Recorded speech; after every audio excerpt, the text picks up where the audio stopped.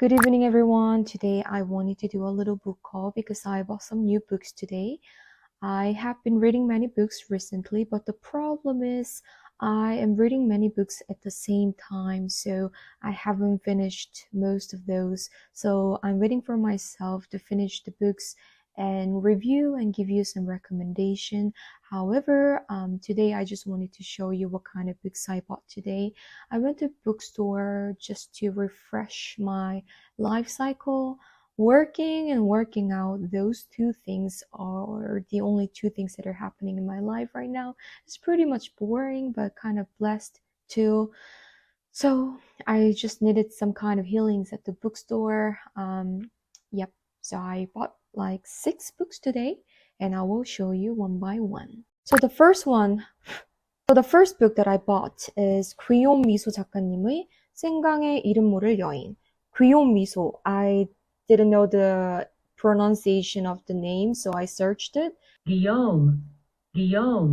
So Guillaume Musso, the author Guillaume Musso, I have been his fan for many years when I was in my early 20s.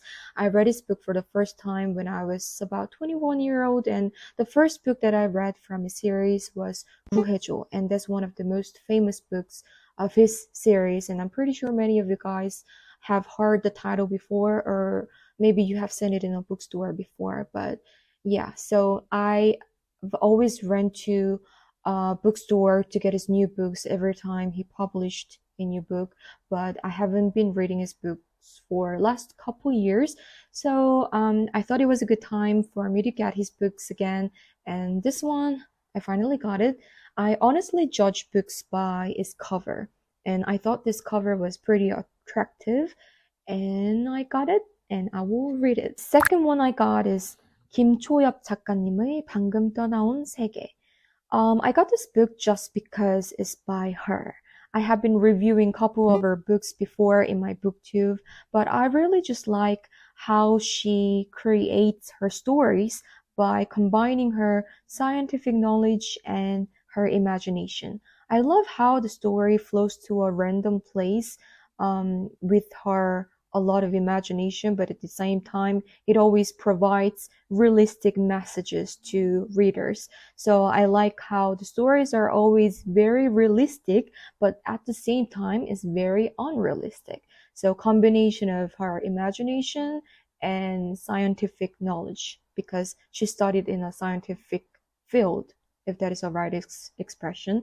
But I will try to read it and see how this goes. And then the next one I got is 정세랑 작가님의 50 People. I have been getting a lot of recommendation for this book. In some reason, it's about 50 protagonists in 50 different stories in one book. So there are many protagonists in one book, and it's by 정세랑 작가님. And I have been reading a couple of her books, and it's very unique. I do remember a couple of her books, and I think I reviewed it in my booktube before too. But 5 years ago, I went to a book club, and I do remember one of the members brought this book, and she was recommending this book to everybody. And I do remember that she was telling the stories about how this is about 50 people, and I was watching a book recommending YouTube today, and then that booktuber was also recommending this book, so I thought I could give myself a chance to read it. And the fourth one I got is 돌이킬 수 없는. I don't really have much to talk about this book because I don't really know much about this book, but every time I went to the bookstore that I usually go, it was always there in the same place.